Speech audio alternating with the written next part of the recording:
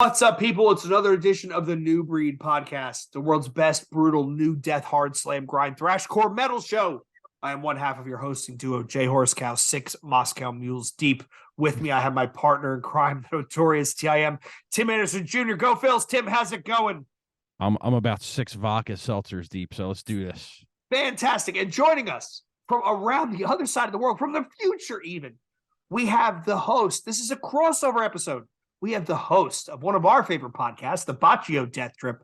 We have Big Riggs himself. Big Riggs, thank you for joining. Let me tell you, boys, the future is bright. You know, Sunday afternoon is where it's at. I'm stone cold sober, so I imagine 45 minutes in, I'm going to have to start steering this ship. We're going to need some notes. So, keeping with our trends of our Australian guests always help us dive deep into an album. This episode, we're doing something where I had never heard this until this episode came up. We're doing the eponymous, and I'm going to use that word, Holiday Kirk, eponymous debut album by the nu metal band Motograter, which came out in 2003, their self-titled debut, Motograter. So before we go into it, Tim, give us a little bit of the background. Yeah, released June 24th, 2003 through No Name and I think it was Elektra, was it? So according to Wikipedia, it says Elektra/Warner Records, but I could have swore it was No Name. I think it's No Name Elektra. It doesn't matter. Whatever. Yeah, produced by James Barton, who's done a few great albums. I can't think off the top of my head. I should have wrote them down, but I didn't, like an asshole.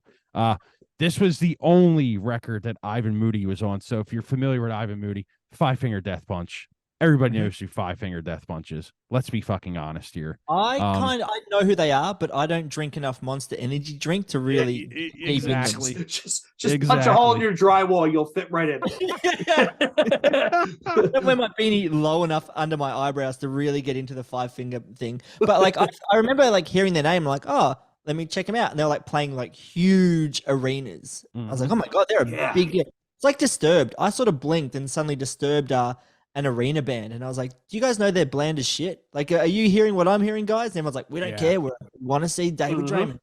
You know, it's funny, like when Five Finger first came out, I seen them with All That Remains, and they were killer live. When they, like, their first record was pretty good. It's like, if you like this Motograter record, like, you pretty much might like that Five Finger record, but like, they were pretty good live. And then as they went, it was just like more butt rock and more Monster Energy. And I'm like, oh God, I can't do it. Yeah, I don't drink nearly enough balls. Remember the old energy drink balls? Yeah, I don't drink nearly enough of that. Exactly, right? So before this I don't record, drink enough balls. There's your epitaph. Yeah. Before this record, there was 2 EPs, I think, and they were on Sever Records, which was, if you're familiar with Dez from Cold Chamber, that was his record label. So he had a label, Sever. So he put out the 2 first EPs, and the 2 EPs were like strange. Like they weren't really like the nu metal you hear on this record. They were like, they had the Motograter in there and shit. Like, and it's funny because I look at that Motograter instrument thing, it's super fucking strange. Like the strings like super thick, and it's I don't know. I don't like. You can hear it throughout this record, but I don't really know exactly what that thing is or does, but it sounds cool either way. So exactly what I thought, because I watched a video of them live and I was like, what is that? And then I looked into it. I'm like, oh, they're named after that instrument, but I can't hear the instrument well enough on the album to be like, what's making that noise? Oh, it's this. But how the fuck do you operate post 9/11, touring the world, or touring America at least? How do you get that thing on planes? Yeah, I don't know. That's a fucking great question. It's actually a really good question. Yeah, because it looks crazy, man. These dudes rock up through, airport security, all body painted up, trying to carry their Motograter. Like, yeah, they're not getting through. No, right? The TSA is like, what is this? Nope. Right. Take your belt off. Take your Motograter off. Which makes me wonder, do you think Prince got shit for trying to travel with his guitar that was shaped like the symbol? Probably. Like, do you think he tried to get that through TSA, and they were like, yo, I love your music, but there's no fucking way we're getting this on the plane? Or he took his own plane. Yeah, Prince has got his own plane. He took his own private plane. He took his own plane, probably, yeah. So I know when this record came out, like, it wasn't huge, but like it did get a lot of press, like in like because it was on like NASCAR games. It was on the Texas Chainsaw Massacre remake. Yes. It was on a 2013 WrestleMania film. So I mean, there was definitely Holy Trinity. Yeah, I mean, there was definitely songs that were out there, but like I kind of feel like they fizzled after. And I read a lot about it, and it was just like, the typical like, we had some problems in the band and politics and blah blah blah blah blah. But like, the typical bullshit. But they did play Ozfest 2003 before that. Yeah, I kind of think so. What first caught me to this band back in the day, literally back in the day, was Neil Godfrey. So the guitarist from Ultraspank, who also played in shout out to Cuke. It can be raining and it'll still hit me with a dick. Shout out to Cuke Collier from Down the Sun. The best. That was one of the best quotes ever. Hands down, one of the best quotes ever. He was in Down the Sun for a bit. He played in Ultraspank. He's now doing Low Pro. They're doing Life on Planet 9, which is absolutely amazing. Incredible. If you're listening, Yep. Please come on. But he was part of this band. And I remember they played Ozfest, what was it, 2003? And you have to remember, at this point, 2003, Slipknot's been out now for 4 years. Mudvayne's been a thing. The whole what's what we're looking for here? The whole appearance and the way they presented themselves, it can't help but you can't help but get people a little bit bitter and snarky about it. Yeah. Like, oh, look, another band that puts paint on their face. Or, oh, look, another band in costume. So that coupled with the Motograter, which is, I won't say it's gimmicky. It adds a unique edge. It adds a unique dimension to the sound. I kind of think there was an expiration date on the band before they even got out the gate. What do you think, Big Rigs? Would you agree? 100%, because I was listening to this album sort of in a vacuum. I didn't know what they looked like, didn't know anything about them. And so I had this idea of like these dudes in sort of hoodies and a trucker hat, just sort of barking down a microphone, DIY, loitering. Tribal tattoos. Yeah, a bit of that, yeah. And then all of a sudden it was like, I saw them, I was like, when did Wes Borland have kids? Like, what is going on here? I didn't expect that sort of thing to be happening in front of my eyeballs. And I was like, oh, they're using this weird instrument. I'm like, well, I can't even hear that on the record. And I remember I put it on, and then I'm like, this sounds like Back to the Primitive by Soulfly. Like the first track, well, the second track, because they're going for that sort of like pseudo artsy, like every track is backwards and the next track is forward. And it's just 22 tracks and 11 of them are noise, full Tool, Lateralis sort of vibe, But I was sort of, I didn't connect the dots to like, oh, you guys are this sort of more art house new metal piece, but also 4 years after that, like, I don't know exactly Mudvayne's timeline. I need to check the mural that I've got on my bedroom wall, but I'm not sure when even they were like, you know what, guys, this makeup budget's really taking it out of us. Let's just go plain, ditch the overalls, and let's just wear our normal clothes. If Mudvayne are already ditching the makeup, I don't know why Motograter are like, oh, we're all in, unless they're getting it like Mudvayne's XS or something. You know what? That's a great point, Big Rigs, because The End of All Things to Come came out in 2002. And that was the second Mudvayne where they dropped the makeup. And were they aliens at that point? I think they were the aliens at that point. And then Tim, keep me honest, the next album was where they were just straight a rock band, right? Yeah. So I love the idea that like that's how you mark time. It's like, oh, I got together with my wife during the Beijing Olympics 2008. You're like, oh, I remember first locking eyes with my wife when Mudvayne took the makeup off and became aliens. Right. He didn't have the long goatee from the Dig album. He had the big eyes. Yeah. Which we need to do a deep dive on that second album because it's actually not bad. That's actually fucking hilarious. Just around when Mudvayne became aliens, I got married to my wife. What a way to date time. But honestly, that's how I remember it. I remember their second album is, he got rid of gluing the bugles on his face as the spikes. Oh, it's like, yo, babe, remember when Mudvayne became aliens? Remember our wedding? Yeah.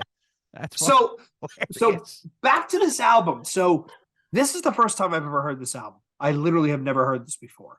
I really enjoyed it, but I enjoyed it under an interesting tinted lens. So I think, and Tim and I were going back and forth, Big Rigs, and Tim made the remark, and I'm going to second it and call the question.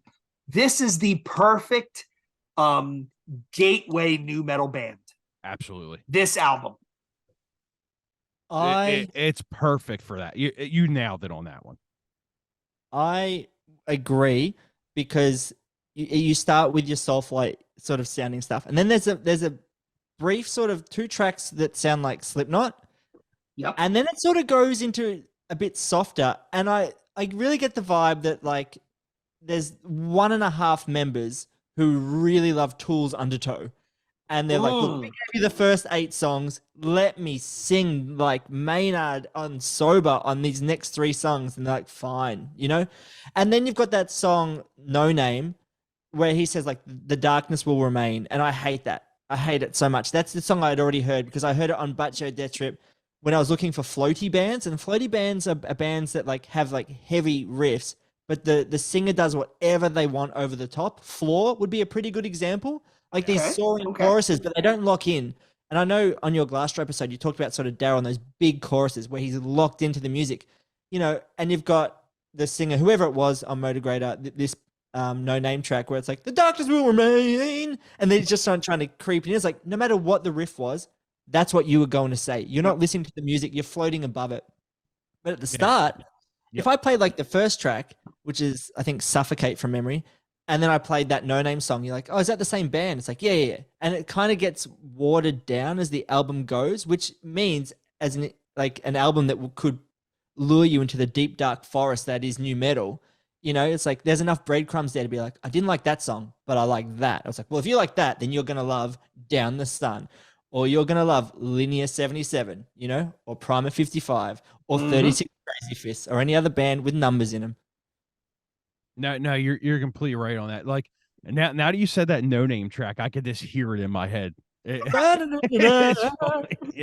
bury me with no name. Big Rigs nailed it. So when I was making notes, I didn't do it track by track, because the whole fact of 22 tracks, 11 are music, the other 11 are the next song with the name spelled backwards kind of noise. It's like really, you want to talk about like high on your own farts, self-indulgence. But I heard Slipknot.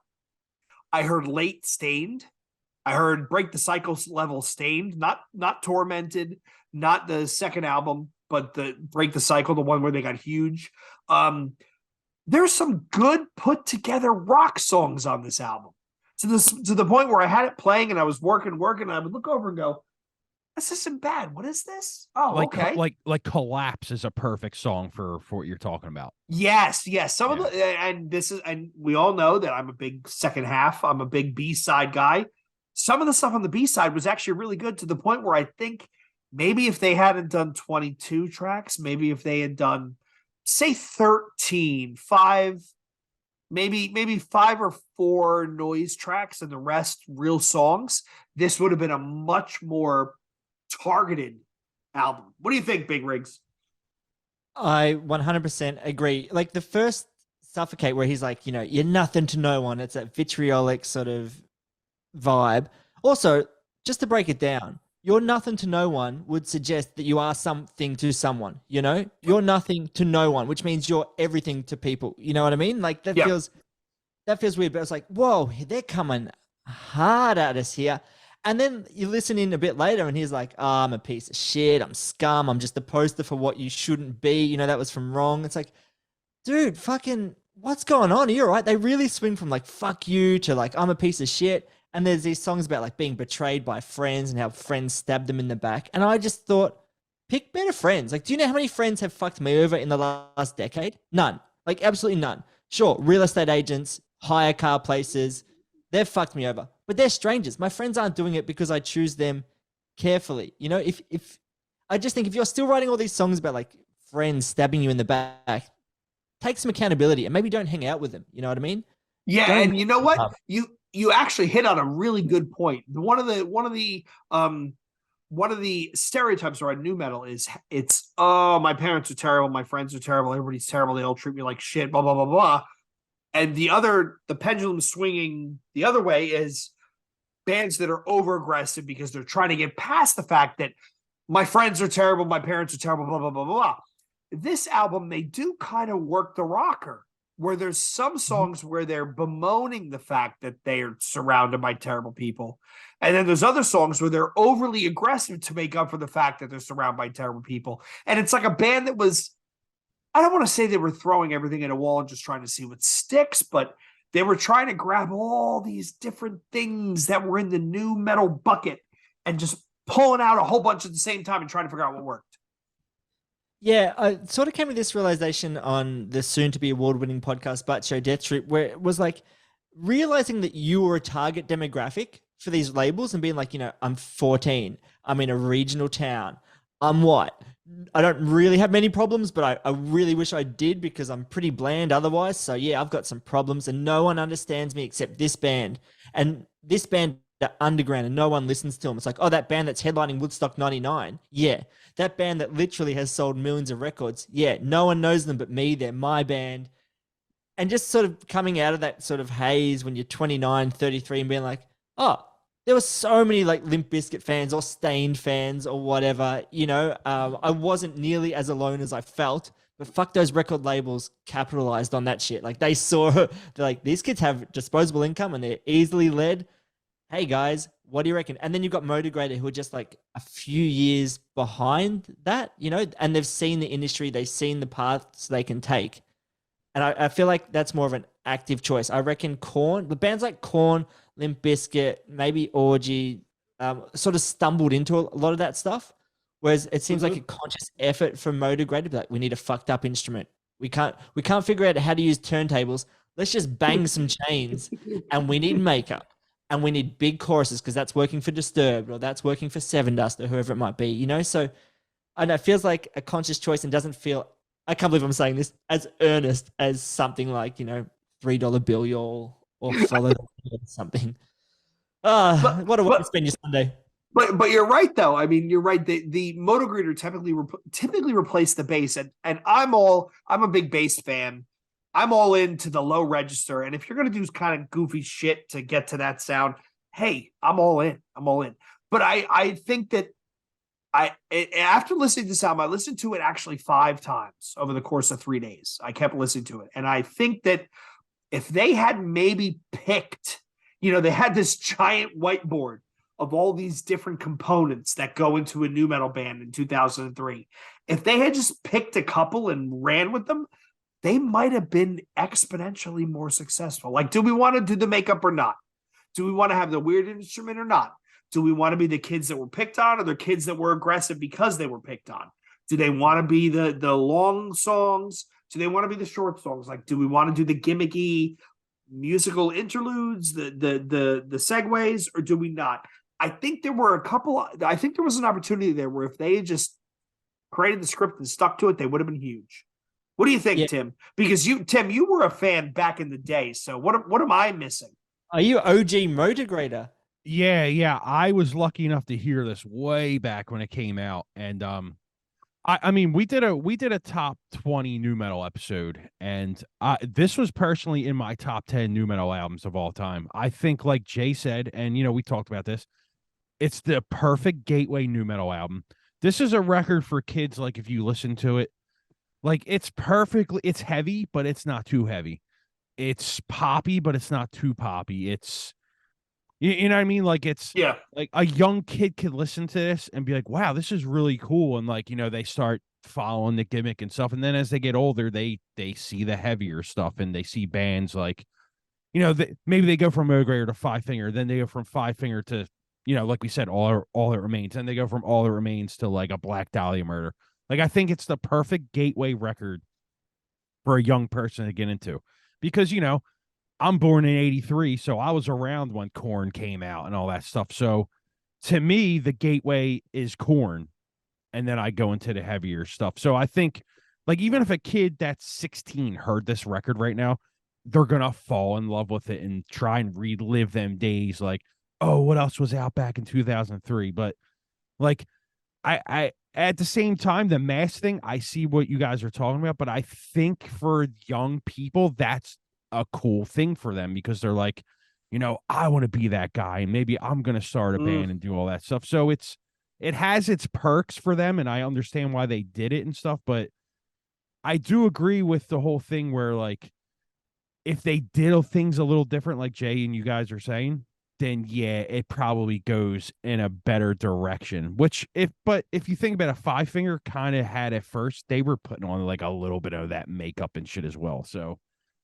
Yeah, I just think for a typical young kid, it's absolutely perfect for them because let's be honest. I mean, Moody's vocals in this are fucking good. Like, he's a good fucking vocalist. Like, you cannot deny the dude's got chops. Let's be honest here. I mean, them choruses are huge, dude. The scream is go ahead. I'm sorry. The scream on Wrong, where he just screams wrong for ages, is incredible. And he nails it every take. Yeah, I mean, and if you listen to this podcast, you know I'm a huge chorus person. Like I always say, if you can't write a chorus, you can't write anything, because in this type of music, if you want to get big, you got to have them parts where people can cling on to. And if you can't cling on to a chorus, then you have nothing, in my opinion, man. And these choruses in this record are fucking pristine, dude. Like, there's some bands that just, they want to write that opener, that intro part where it just knocks you out. But then the rest of the song is flat. You know what I mean? Some of these songs start out flat, but the chorus floors you. And that's the shit that I love. That's the thing I love about nu metal, because like this record is very formulaic, if you know what I mean. Yeah. Like it starts out with the one string riff. Then they put that one string riff into the power chord. So you basically have the same riff, but it's into the power chord. And then you have the huge chorus and you have the fucking quirky bridge part, and then they go back into the huge chorus. So like the formula on this record is absolutely perfect, and that's what draws me to it. But I do see where people can be like, it's kind of boring. You know what I mean? So I will say I went in with, I didn't go with rose-colored glasses, but I went in kind of like, Motograter. Like, I'll be honest, the cheese stick from Five Finger Death Punch, and they got a homemade instrument where they string like piano wire across the 2x4. Like, are you fucking kidding me? Like, I enjoyed this way more than I thought I would. To your point, Tim, there are some songs that are well done that with a little bit less aggro edge could have ended up on the radio. I was like, oh, guys fucking paint their faces. And like, really, what is this, 2003 all over again? It held up. Like, and I think that, I don't know what happened with the band. I know they had multiple member changes. Things were all over the place. Maybe in an alternate timeline, Ivan Moody stays in Motograter and they become the less Blue Lives Matter version of Five Finger Death Punch. Well, maybe. I can tell you exactly what happened to this band because I wrote down the paragraph. So I will read this out right now. So Ivan Moody did an interview like a couple years after he was in Five Finger. And so the first question was, let's start by talking about what happened with the demise of Motograter. How did things fall apart? And he goes on to say, well, it was a domino effect in Motograter, and there was a lot of things that went wrong. Firstly, our manager and good friend Steve Richards passed away. Then Elektra folded, so our label collapsed, and then there were a lot of politics involved. It just got to the point where we didn't enjoy what we were doing anymore. There was no love for the music and no love for being on stage with one another. So it just seemed like we were constantly battling another for different things. We all took time off hoping that would resolve the issues, and then after a year went by, I just got tired of sitting on my ass. I'm an artist. I need to be out there doing what I do best. I did Ghost Machine, which was his other band, for a short time, but in reality, I needed a touring band. I'm a huge metal freak, so I wanted something a little truer to my roots, and that's where Five Finger comes into play. So basically, it was just, people arguing and, probably money comes into it. Personality shit, yeah. So, I mean, don't get me wrong. If he would have stayed with Motograter, he probably wouldn't be at the level he's at right now. So him doing that is a good thing for him because he made Five Finger sells a lot of fucking records. They're on the radio constantly. They sell out arenas. Make fun of that sound all you want. They sell out arenas. They write fucking hits for people that like that kind of music. But it's not him, though. It's Chris Cale, right? It's Chris Cale and the other guy who writes. you have to look at this music with an open mind sometimes, because a lot of people, and Riggs can tell you, and people shit all over nu metal. And I get why they do it, because it's that corny shit. It's the mask, it's the makeup and stuff. But when you really break it down, the music is very, very good for people. Like we keep saying, it's very good for teenagers, and it's very good for young girls, and it's very good for the father or mother to take them to a show, and they get to see that kind of stuff, and the kids get excited. So I definitely understand why they do it, and I'm never ever going to shit on someone for going to what they love. If you love to be in a touring band and you love to write music and be on stage, then fucking do it. I'm never going to call you a sellout, because I don't believe in that word, but I will say this. I will say this. Last weekend, I went to the Freddie D's House of Horrors, right? Which was the Fred Durst. This was the Fred. Oh, Riggs, you're ready for this one, brother. This was the Fred Durst hosted Halloween party on the deck of a boat in Philly. I've been looking for a place to renew my vows, and you've just given it to me. Thank you so much. When you come to Philly, let Tim and I know. We will definitely crash. I'm wearing the dress. I would say, and this thing was sold out. There had to be a couple, 200, 300, 400 people there. There was the entire boat, the entire top of the boat was packed. It was packed. 1/3 of the people there dressed as some derivation of Fred Durst. There was one guy who was dead Durst. He was Fred Durst with a gunshot wound in the front of his head. It was like a weird sort of like Fred Durst Medvein crossover. So when you say about, like, Tim, when you talk about people making fun of nu metal, there are a lot of people who remember the late 90s and nu metal as a really fun fucking time. Yeah, man. And they're not embarrassed to talk about it. Shit, I had this hat on. I had a Freddy Krueger shirt on. I have a Freddy Krueger mask that I glued a goatee to. And I went as Fred D. Krueger. I had Jenkos on, like legit Jenkos, man. I forgot how big those pockets were. My wallet was literally hitting my fucking knees. It was terrible. You couldn't walk anywhere. Did your Discman still fit in there? No. So I'm gonna cheat, Big Rigs. I'm gonna cheat. They were a new pair that I bought when they were on sale on the new Jenkos, but I do have vintage. I think they were size 36 kickwears, and if I find somebody who could wear them, they need to send me their address, and I would send them on. But no, they weren't vintage, but they were Jenkos. Everybody was dressed as Fred Durst. Man, true kingdom, of heaven on earth, right there. That is incredible. I spoke to a neurologist. I spoke to a neurologist, and they were telling me once, they were like, up until you're about 13, 14, your brain's sort of like, how do we survive? We need fine motor skills, gross motor skills, basic social etiquette, all that sort of stuff. And then once you hit 13, 14, hopefully your brain's like, we've got this down. Now let's work on our emotions and our hormones to get that ready for adulthood, which is why 14 to 19 is just like, everything is so intense, but you can't connect with certain things. And it's just like such a roller coaster of emotions in your brain. And that's when you form these deep connections with your Freddie D's, your Dez's pointing out the size of trucks as they drive past, hanging out with creepy ice cream trucks. Hell yeah. And that's a safe place as you get older, because you can look back and go, wow, I was into that, but I'm glad I've sort of grown as well, and especially as nostalgia seems to be quite in, and we're at that golden age now where we're 20, 25 years past. So those musicians are sort of happy to look back on that and talk about it a bit more. They're not in the zone nearly as much, or they're not pushing their new album or their new tour nearly as much. But yep.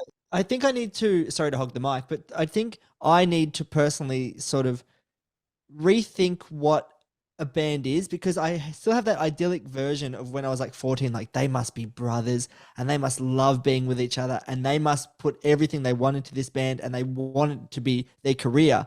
But not every job becomes a career. Not every sort of girl you date goes on to become your wife, unless you're my uncle in Queensland. Not every diet you go on becomes your new lifestyle. And not every band goes on to become the next big thing. And that's okay. We've all done sort of projects or bands or whatever, podcasts that don't blow up to be a thing, but you learn skills. Some people go further into the industry. Some people are like, hey, I'm glad I dabbled. I'm happy where I am at, and so on. But you could tell Ivan was like, I would think, leagues above everyone else. And he was definitely going to go on to something bigger, which is fine. If Motograter have one album, have a break for a few years and come back, it's all good. Hey, like, because it is a decent album. Yeah, I'll admit, I'll be the first to admit it. I think this is out of, at the end of the episodes we always do this, but I'll do it now. Like, to me, this is. I think there's only one bad track on this record, and it's the fucking closer. Like, to me, every song on this record is fucking good, except for that song. Like, I can literally get hype on this. Like, I worked out today, and I was like, well, you know what? Let me put this record on while I work out, because it usually lasts 45 minutes. By the time I was done, the record was over. I was like, that is such a good record. Like, your Lemon was the last pick, huh? Yeah, the last song, I think, is yeah. What do you think was the best song on the album? Dude, it's so hard. Like, like, I was writing notes, and I'm like, what is the best song on this record? Like, there's so many good choruses on this. Like, it's hard to pick because, like I said a million times, I'm a chorus guy, but like I love No Name, Collapse, like New Design. Like, they're all great songs. Like, even Red, that's a fucking great song, man. Like, yeah, they know how to set up the tracks. Like, some tracks start off slow, and then some tracks just hit you right in the front. But like I said before, if you're gonna hit someone right in the front with a track, you gotta bring it the rest of the track. And they do this on this record. Like, they just know how to slow it down and then get your attention up again.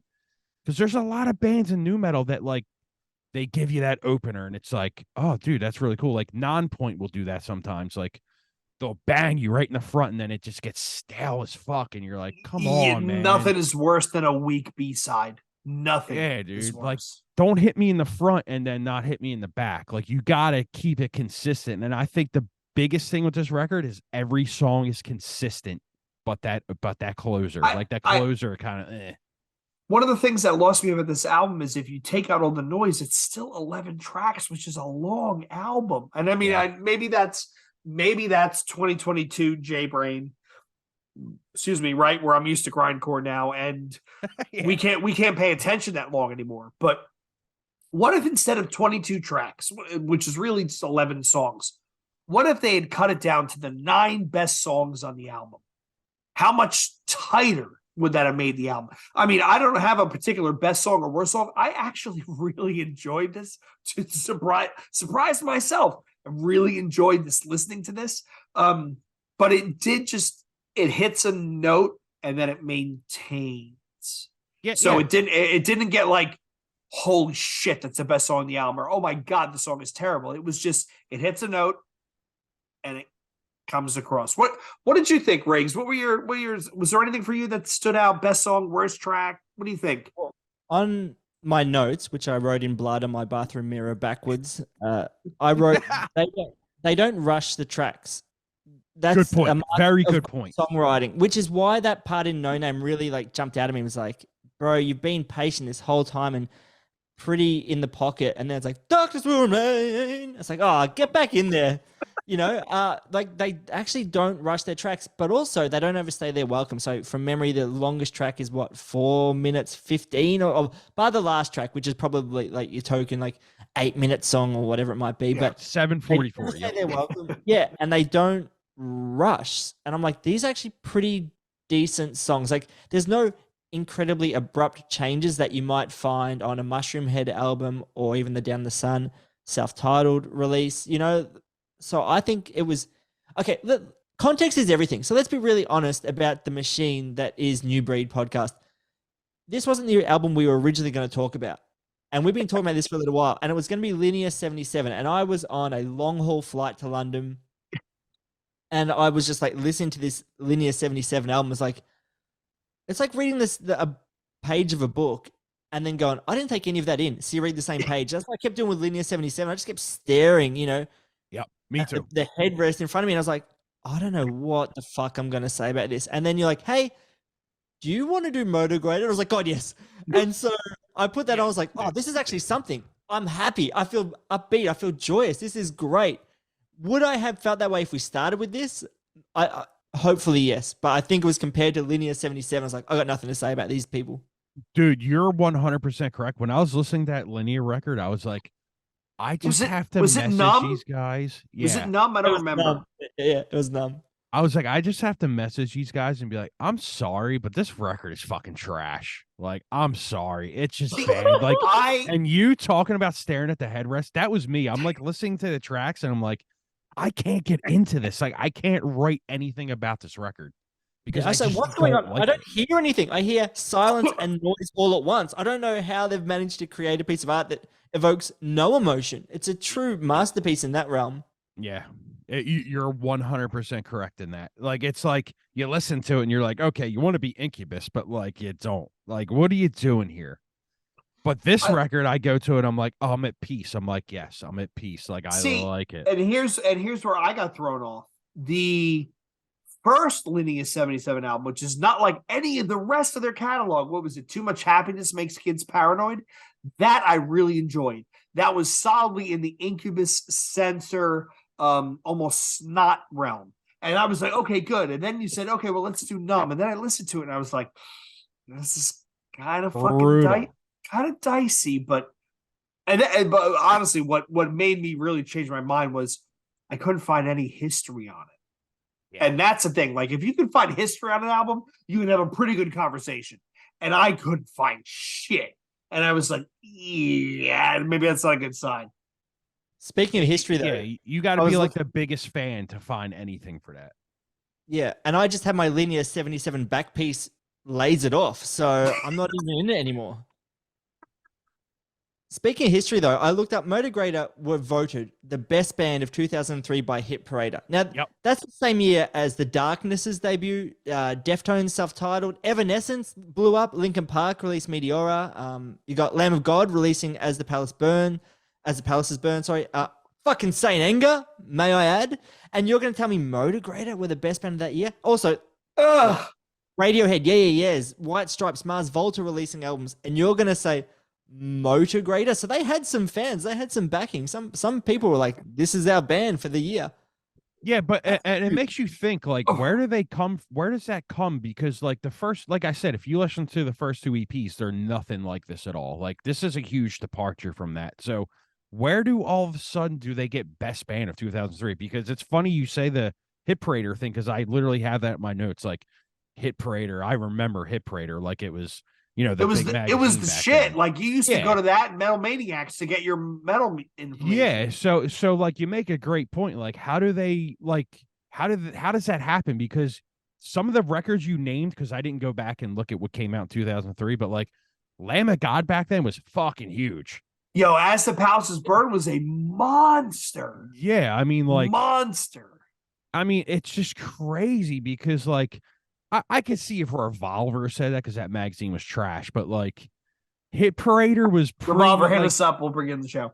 Yeah, like Hit Parader was a legit magazine. Yeah. You know what I mean? Like, I would look forward to buying them in like Borders or something. Like, I don't know if Australia has a Borders, but like Borders was the place where you would go and just flip through all the magazines, and you would have the Playboys hidden in the back and the black fucking plastic, and people would rip them open and stuff. Remember that shit, Jay? Yeah. One of my biggest regrets is my brother and I used to pool all of our music stuff, and I had a copy of Metal Hammer, which was the inaugural Ozfest issue, and it was all pictures taken at the Giant Stadium Ozfest. And I should text him. He might have it, but it was like, you used to go to Barnes & Noble every 6 weeks to get a copy of Metal Hammer because it wasn't a U.S. distribution.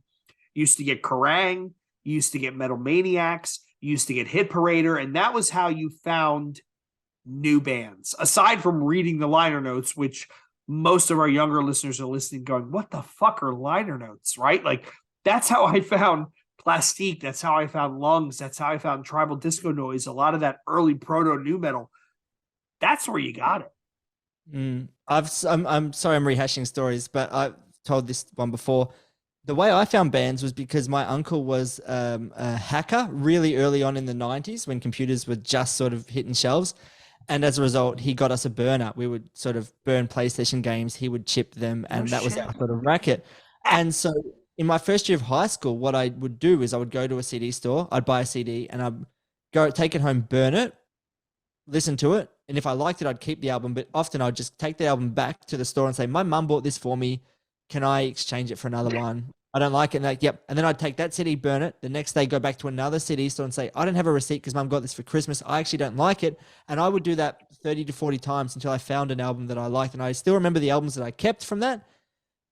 Glassjaw's, Everything You Ever Want to Know About Silence. I would just get anything from the alternative or rock or metal section and go from there. And At the Drive-In's Relationship of Command were the two that I was like, I can't take these back. Oh, that's a good one, because we were just talking about Riggs, the what is it? The book Sellout.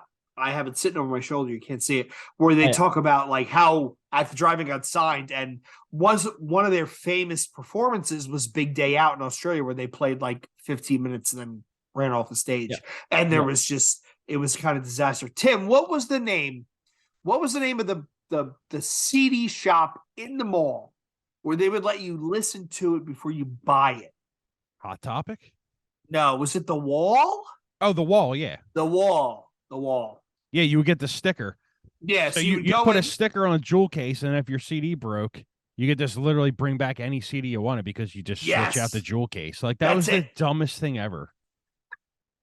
Oh, that's a good grift. Yeah, I remember like taking stacks of CDs and like, load them up into this CD player, and you'd stand there, listen to a few tracks, next, and they'd have to just stand there. And when you're like 13, 14, you just got no shame. You know, I also, I'm not. You had nowhere to go. Yeah, I'm not overly proud of this, but those magazines, because we grew up with not much, I'm going to justify it here. It's really because I was a scumbag piece of shit, a reformed scumbag. I would just shoplift all those magazines, and my record was 11 magazines at once. I couldn't bend over. Like I had them just around my belt in my huge 26 red jeans, and I wouldn't be able to like bend my legs just walking out. And I did it so often that they had to rearrange the layout of the store to put the metal magazines right at the front counter. And even then, like my friends and I, it wouldn't stop us. We were just so desperate for like posters of Super Heist and Kitty. You know, we just needed them and to cover the whole walls and stuff. So yeah, we just grab anything. So sometimes there'll be a magazine and maybe it'll be like, you know, not aimed at metalheads, but it would have an article about Muse or Mudvayne or something like that, you know, In Flames. And you're like, oh, that's how I learned about something as well. But it's really just through grifting. It wasn't through sort of networking. It was just grabbing anything that wasn't nailed down. Riggs, I am going to say take solace in this, brother, because at one point I was the same. Camo cargo shorts were the greatest thing in the world that was ever created for shoplifting. Still are. All I own is camo cargo shorts, but yeah, they can't be seen. You just stand next to a bush and they're like, where did he go? I can tell you that my music taste was defined by some of the stuff I shoplifted when I was 15. And I'm going to give you a list, right? Napalm, Death, Harmony, Corruption. Obituary, Slowly We Rot. Sepultura, Beneath the Remains. Bolt Thrower, War Master. Those are all albums that I shoplifted that have become truly influential to the music that I enjoy listening to. We used to go to this place. They sold, you know how like the labels would give out the CDs and they would have a stamp on it for promotional use only, and then the store would turn around and sell them for like $2. I used to go and they had a rack of cassettes, and I would grab the cassette and I'd put it in my hand and I'd put my arm down next to my side and bloop right in the pocket. And I feel terrible. I feel terrible that I was a shoplifting 13-year-old, but some of the best albums that I ever encountered when I was a kid was from that. Again, Beneath the Remains, Harmony, Corruption, great albums. Angel of Death, what was that? Rain and Blood. I apologize, but I kind of don't. And then when I get older and I had a job, I spent way too much money more than I should have buying crappy CDs like Floodgate on Roadrunner Records, where I was like, this is I love Edema. Yes, Edema. Here's my $32. Take it. You know what? Do you think, Riggs, they are like the perfect gateway band into nu metal? I've had somebody else tell me that Edema is the poster child for nu metal gateway. Do you think? I will never forgive Edema, and I'll tell you what. I don't know if it's their fault, but it sticks with me. every goddamn time I'd jump on LimeWire or Kazaa or iMesh or Napster, and it would be like Chester Bennington collab with Tool Rehearsal Room. And I was like, oh my God. I downloaded it. I'm like, this doesn't sound right. And it was always Edema, you know? Rage Against the Machine featuring Jonathan Davis and Wes Borland, you know, backstage riffing. And you're like, what could it be? Fucking Edema again. Always Edema. They were the Trojan horse virus of my youth. Every file I ever opened up that seemed too good to be true was Edema. And I've never really listened to them earnestly because I was always furious. Now, if that was their marketing tactic, awesome. If it was just some proto troll, even better. But like, as a result, I've been scarred and I will not revisit the scene of the crime. I definitely think it was a proto troll. Like it was Rick Rolling when it was the new metal version of Rick Rolling was you would get an Edema track. But Tim, I knew I would like be lured to like Zach De La Roca with Papa Roach. I'm like, oh, that's a collab I never thought would happen. And then it's Edema. It's Marky Chavez. So I asked Tim, I asked Riggs, is Edema the perfect entry-level gateway band into like kind of unassuming nu metal? Like, are they the like white bread of nu metal? Hey, you might kind of sort of maybe be into this. Try that. Yeah. But at the same time, the record's not that good, so. Oh, it's terrible. Yeah. I reckon Seven Dust might be like you can put that on in front of your parents. It's like, oh, that's cool. There's a little bit of anger. They say the word bitch. The drummer's wearing a headset for no apparent reason, even though mic stands were invented at the time. But like the songs are pretty well crafted. You got Chino popping up here and there. It's like, oh, okay, that's a decent, easy. And it's like, I don't know about like girls at your high school or whatever, but you could always assume they listen to Incubus or A Perfect Circle. And that was sort of a gateway into the metal world for a lot of them as well. Yeah, so Seven Dust was sort of on the edge there, where we could all get together. Like there was this brief moment in history where the world seemed at peace when Toxicity came out, and all the hip hop heads and everyone was just like, we can all agree that is a masterpiece. You know, we can all gather around a bonfire and sing Pogo. You know, beautiful memories. Wake up! Well, wake up! Yeah, Home is definitely that. Sure. Yeah, and Seven Dust does not nearly get the attention that they deserve for their song craftsmanship. They write great fucking songs. I actually went back and listened to the first album, the self-titled album, not too long ago, and I was like, man, this really was good. Really was good. That's got riffs for fucking days, man. So let me ask you this, Riggs, a little bit off topic. What are some of the bands that were huge in Australia? And I'm not necessarily saying Australian bands. What were some of the bands that were huge in Australia that, for whatever reason, they never got big here? Didn't get big in America. In the States. Like, were there bands that were, like, everybody you knew was talking about band X? And then you'd pick up a copy of Hip Raider, and they weren't even in it. And you'd go, what the hell? I think we were pretty America-centric. Like, we've always sort of grown up with American culture, and there's a little bit of cultural cringe in Australia. So, you know, you'd go from staying up all night to watch, like, an Amen clip on, you know, late night TV, like our Kerrang TV or MTV or whatever it might be. And then after that, there'd be like an Australian sort of new metal band, and it might be like Super Heist or 28 Days even, or like something like Grinspoon or something like, this sucks. I hate this. Bring back the Americans. They know how to put on a show. The production's better. I know it seemed a bit more foreign and exotic, but oddly I could connect with that culture more, which doesn't quite make sense. So no, I would imagine with that smaller touring circuit available and college radio, there are so many bands that were really, really big in America that never broke here. I still don't know what Dave Matthews sounds like. I've never heard a Dave Matthews band song. You don't want to though. Like massive. Every year, like there'll be like Rolling Stones top 10 earners, and it was always like the Wiggles and Dave Matthews. I'm like, who is this guy? I still don't know what he sounds like. My idea of purgatory, hell, is standing on a plane that's a giant cat litter box, and there is cat litter to be scooped as long as the eye can see.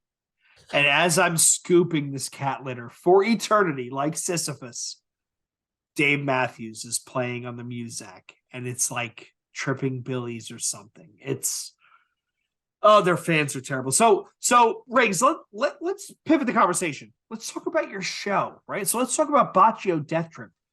Where did this come from? It actually came similar to Notorious TIM.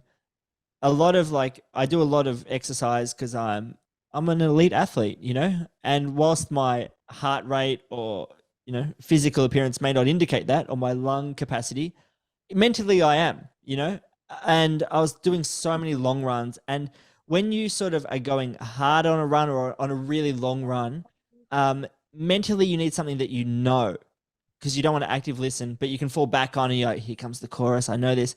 And I just found myself I kept going back to albums that I listened to when I was 14, 15, and I just had so many thoughts and memories and silly jokes that I would say in my own head, and they just built up. And it was like, tantric sex with Sting, where I was like, I need a release. And what sort of release is that? Well, what orgasmic release is that, other than just fucking slaving away over GarageBand, editing stupid intros and jingles and skits and raps about this stuff? And so I hit up my friend Psychonaut in the UK, who I'm friends with, have been for years. And we always used to just talk about Static X. I was like, do you want to do it? And he's like, yes, absolutely. But it was a lot of mixing nu metal with pre-workout. Now, Tim, I hope you're smashing your face with pre-workout before you exercise, No, not really. Bro, you haven't exercised then.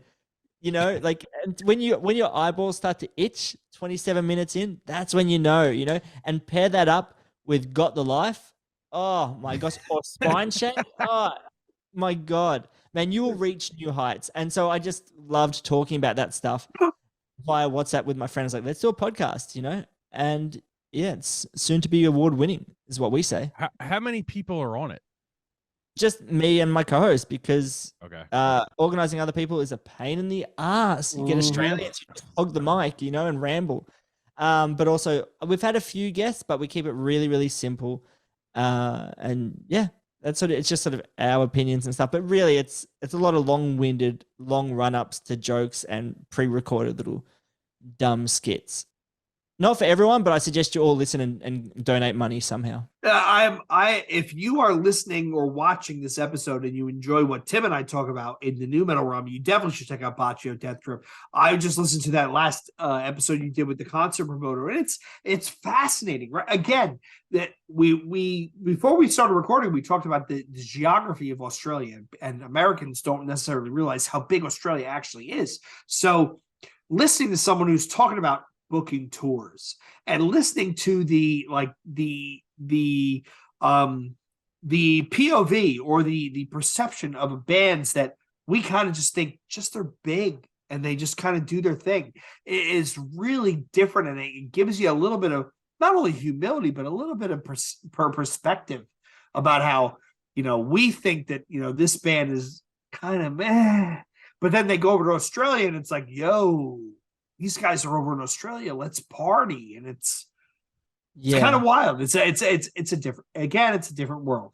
I loved his story about he'd booked this festival and he had his headliners for a year, and it was going to be Linkin Park and Blink-182. And then all of a sudden, not too far off the start, the sort of lineup announcement, Metallica call, and they're like, can we get on this festival? He's like, yeah. So you have to reach out to your headliners and be like, are you cool to be bumped for Metallica? Like, you just you play a little bit earlier and a little bit shorter, and everyone's like, we get to see Metallica? Hell yeah, of course. Like, just hearing that, bands have plans in for a year, and then Metallica's like, can I get on? Yeah, of course. Like, I like that. But also, he was sort of saying things like, you have bands that you think are great, but they're actually real dicks backstage, and they ruin the vibe of the festival. So they might bring their friends along, or they might sneak their friends in, and their friends go and steal the Deftones rider.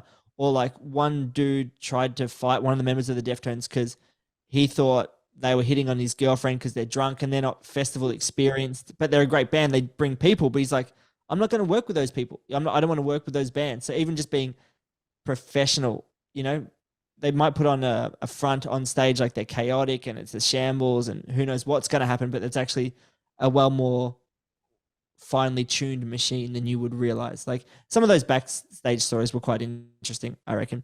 What was the show, Riggs? Was it was it Big Day Out where Chino was famously drunk on stage? No, it was Waldrock.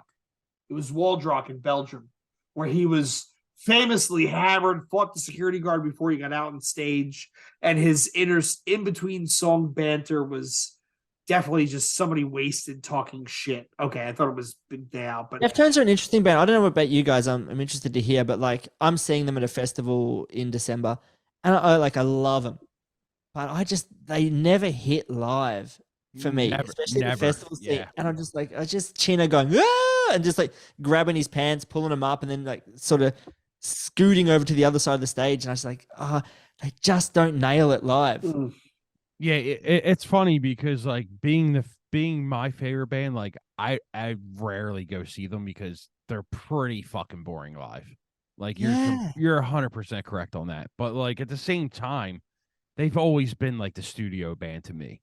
Yep. Agreed. So I will say I saw them touring off Around the Fur twice, White Pony once, White Pony twice actually. I think the more Chino got in drugs, the more his voice kind of fell apart. And he admits it. Like the interview he did with Toby from H2O was an awesome interview. He literally just bears his soul for 2.5 hours. And I just think that's why he can't hit the notes he used to be able to hit. But then again, when you've been singing that music for 20 years, Jonathan Davis can't hit the notes he used to hit.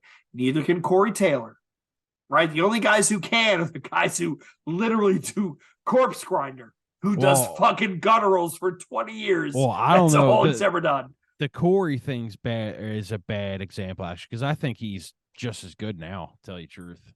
You might be right. The newer stuff is like this terrible Stone Sour Slipknot mix. It's like, yo, pick a fucking lane, dude. You're right with that. Yeah, you're right. You're probably right. I still think he has the voice though. But when I saw the Deftones off Around the Fur and they played Teething, he hits all the notes. When I saw them playing with the White Pony was a Glassjaw open, he hits all the notes. When they played the whole B-sides and rarities tour, he hits the notes. So I just don't think his throat can do it anymore. I also reckon that like I've sung in bands, you wouldn't know from my dog shit voice, but I've done it. And you can tell I can tell when a singer's not really listening to the song and he's just like, I don't really know what to say. Like the title of the track usually gives it away, or the words they're singing, or how long they hold a note. I'm like, I don't think you got this. Like, I feel like the deadline approached too quickly and you had to record it. The band was sort of practicing and you were just sort of, messing around or whatever. And they're like, oh, I've got to sing this. Oh, let me just say some shape names and I'll say a woman's name and I'll sort of like groan and repeat some words. And I get that. I feel like I can tell when Chino's in a song and when he's just sort of like not fully mentally there. Sure.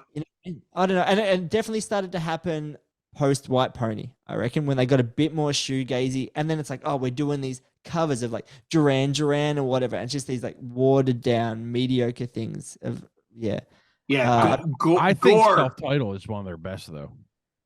Self-Titled is great. I would agree. I really like Saturday Night Wrist, even though Chino admits that he was whacked out of his mind and he doesn't remember most of it. Koi no Yokan was great. Diamond Eyes was great. Gore the one with trash. There were some good tracks. The newest one, Ohms. Was it Ohms? Was the newest one? Yeah. It was good. Great. I liked it. So I've actually stolen a guest from you. I loved your Glassjaw episode, and you said something that I've just taken and claimed as my own. Where one of you, I can't remember who it was talking about like chasing that high that Glassjaw gave you and trying to find it in other bands. It just wasn't a thing, and that Glassjaw feel like my band because I discovered them like on a compilation album somewhere and then, went to the CD store, tried to find it and listened to the album, whatever. And I was like, oh, and I felt like I was in a bubble because no one around me liked them or listened to them or anything like that. You know what I mean? But Sean was talking and I'm like, this dude, the nu metal moderator on Reddit, he was talking and I was like, this guy's a very interesting dude. So I reached out to him and I was like, I heard you on New Breed. Fucking great episode. What do you want to talk about? And he's like, I really want to talk about Far, that band that came up with Deftones. And I was like, now Jonah is exactly who people should be. And we can get back on a Motograter because if you read about Ivan, that dude's got a pretty checkered past. And if those things, those alleged things are true, dude can get fucked, you know? Whereas Jonah from Far has been who he's been for forever, a very community orientated, giving person who will play in your bedroom. A friend of mine was in hospital. Jonah came and played to him just at the request of another friend, like while he was in Australia. His voice hasn't gone at all. He still gives it his all. And he came up with Will Haven, Deftones, that Sacramento scene. And he still loves Sacramento so much. That's who we should be like looking at now. You know what I mean? And the fact that the guy who runs the nu metal subreddit is like far my favorite band. I was blown away. I thought he was going to suggest like something a bit more like he could have been a Linear 77 or, you know, he could have been a big Taproot fan, but he wants to do Far. And I was like, that's who we should be talking about. They should be playing the festivals with Deftones. So, first of all, Sean is awesome. Shout out to Sean. He's a great dude. Second of all, Water and Solutions is an amazing album. Yeah, one of my biggest sad faces is I had, and I've told this story before, so here's where our audience is like, what the fuck, Jay, again? I had tickets to Sepultura, Fury of Five, Far in Asbury Park. This is Far touring off Tin Cans with Strings to You, Fury of Five off their first album, and Sepultura off Roots. And this was the tour that got killed when they broke up after the Brixton Academy show. And I ended up at the Seton Hall Pirate Radio birthday bash where I got to see Dead Guy play the biggest, whatever. But yeah, that Mother Mary and some of that Water and Solutions is an amazing album. I haven't claimed New End Original Thriller. That is an incredible album of just like songwriting. You could just like copy and paste that and play your own stuff over those templates and like that you're gonna have a banger song. But if you're talking about people like Chino who are losing their voice or whatever, Jonah hasn't, and he seems to be a stand-up dude. I'm sure, Tim, you're across the controversy or the alleged things put against Ivan and his behavior and so on. So it's nice to have some like role models who actually, or people who are in the scene who haven't been revealed to be pretty rough. Yeah, but I mean, how many times in that type of music and scene do you not fall into that trap though? Yeah.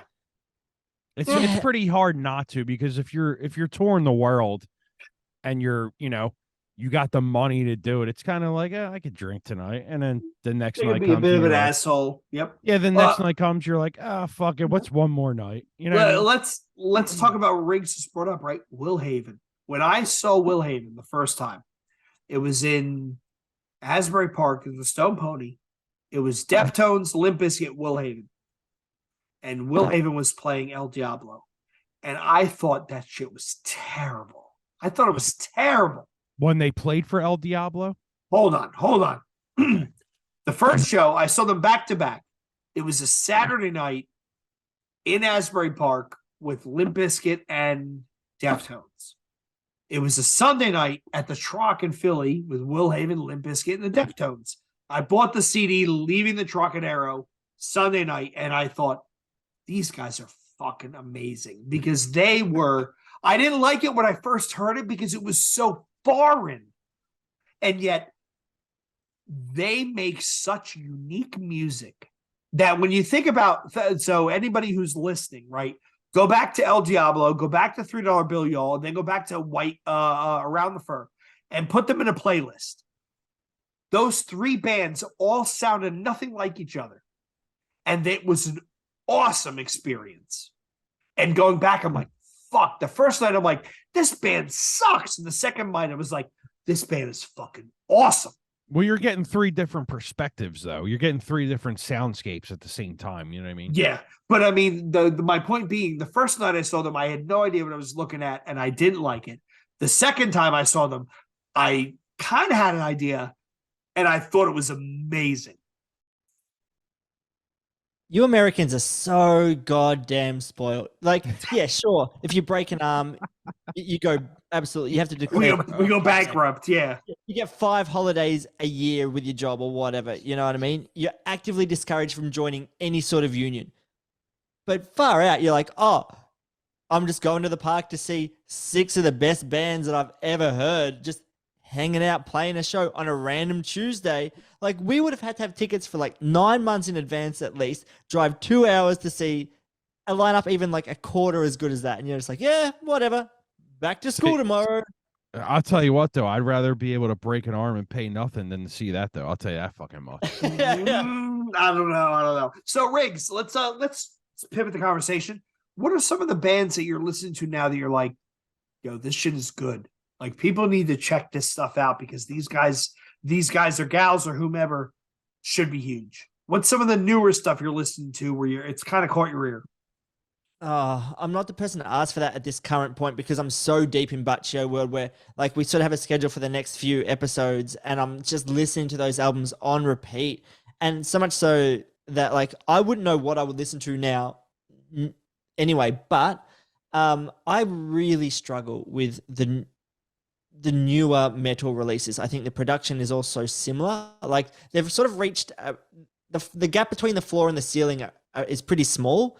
The kick drums all sound the exact same. The tones are just fucking perfect. But as a result, I can't get into anything really. You know, is it Frontierer? Yeah. They seem really, really good. I like the concept and the execution of Ice Nine Kills. I think they're doing some pretty great stuff. Is it Loathe that are basically the Deftones sort of rip-off? I was waiting and hoping that you would bring them up. Yeah.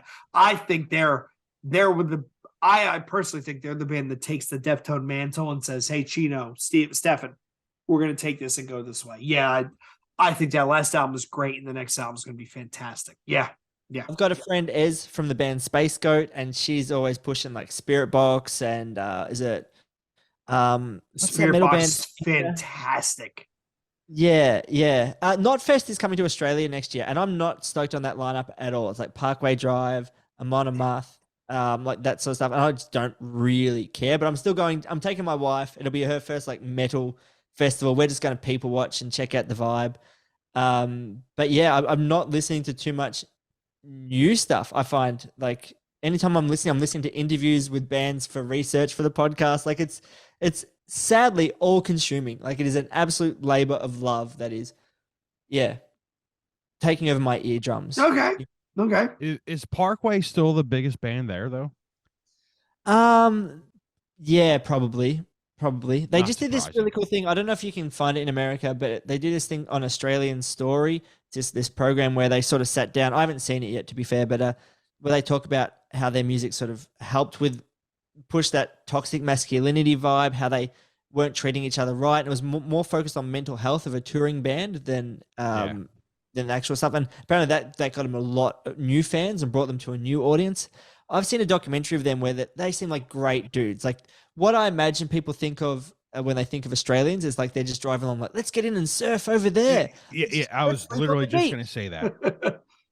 Yeah. And I break that stereotype because I just want to run through bike paths with my face melting on pre-workout and I hate the beach. Like I'm just walking straight to a melanoma. Yeah, to me, it's just blonde-haired dudes with blue eyes surfing all day. I just want to interview the dudes from D's Nuts. I don't know what everybody else is talking about. I love that fucking band. The last album was the album before was fantastic.